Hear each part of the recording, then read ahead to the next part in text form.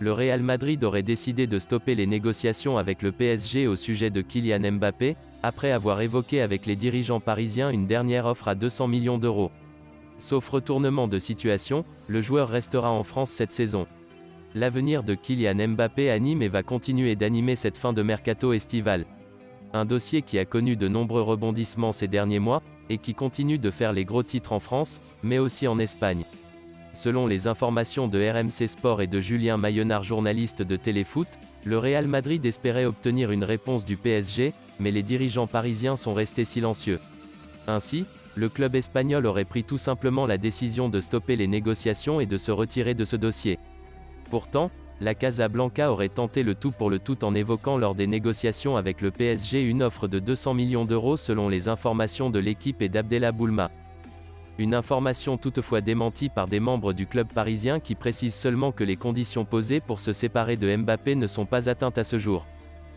Des membres proches du Real Madrid ont certifié à l'équipe qu'aucune offre supérieure à 200 millions d'euros ne sera transmise au PSG avant la fin du mercato estival. Sauf énorme retournement de situation, Kylian Mbappé devrait évoluer en Ligue 1 cette saison. Le Real Madrid espère désormais l'accueillir gratuitement en 2022, même si Leonardo avait certifié que l'attaquant ne partirait pas libre. Alors qu'Erling Haaland ne serait pas une option pour ce mercato, le PSG ne pourrait se reposer que sur Robert Lewandowski en cas de départ de Kylian Mbappé.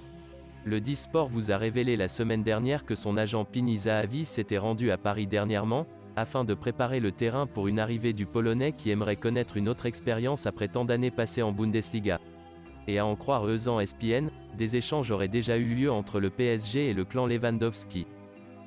Annoncé dans le viseur du Paris Saint-Germain, Eduardo Camavinga serait proche de rejoindre le Real Madrid à quelques heures de la fin du mercato estival. Ce lundi soir, Canal+ a lâché une bombe à quelques heures de la fermeture du mercato estival.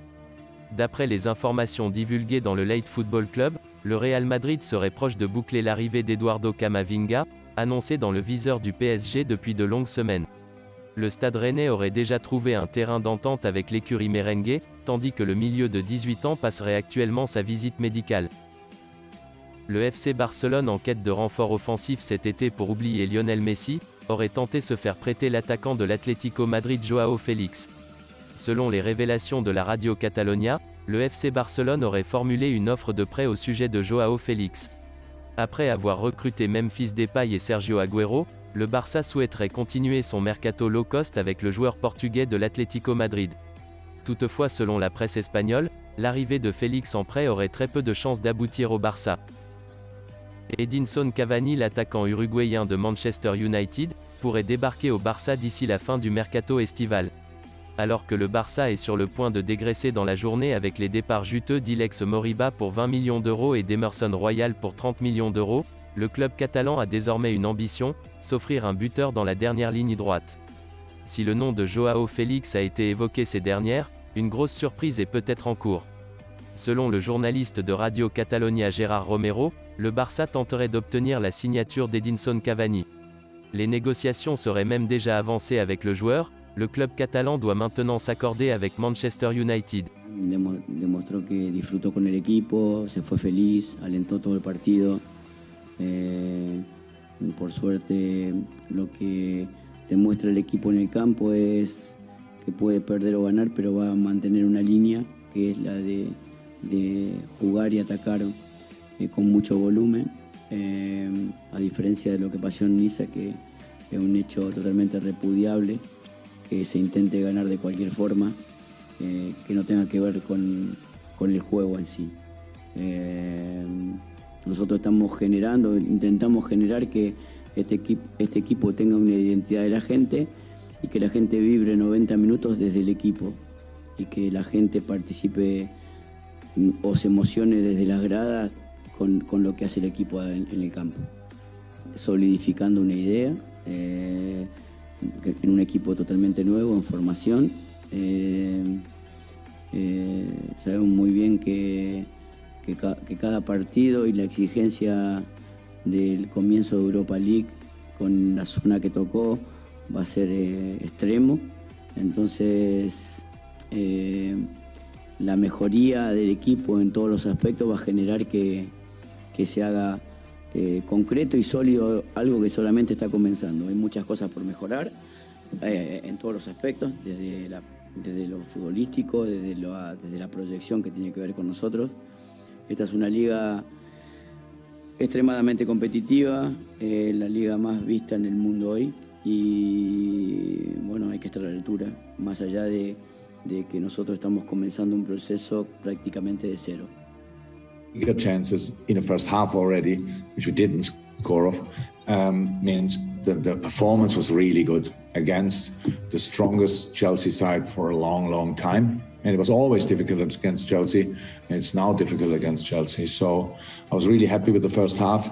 And the second half is now not, I'm not somebody who just watch football from time to time and thinks, oh, 11 versus 10, that must be easy.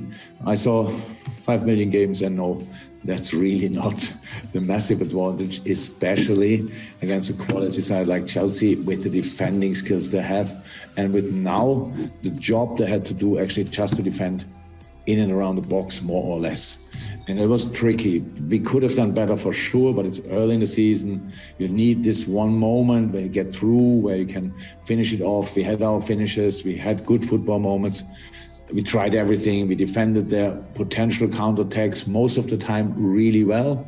Sometimes we had to run a bit further to catch them again, but we did. And so Chelsea put a proper shift in it as well, you have to say, and I respect that. And so it's a draw. Just take the point and carry on.